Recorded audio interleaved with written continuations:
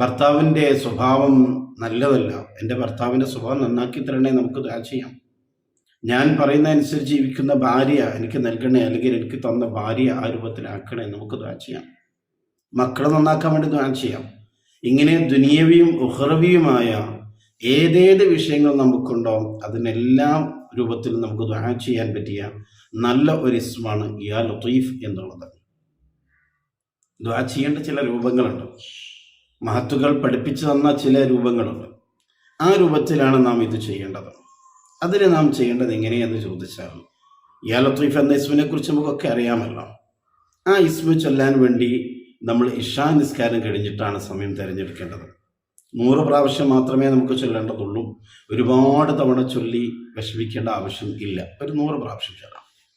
ഇശാ നിസ്കാരം കഴിഞ്ഞിട്ട് 2 റക്അത്ത് സുന്നത്ത് നിസ്കരിക്കുക. ആ നിസ്കാരം കഴിഞ്ഞ്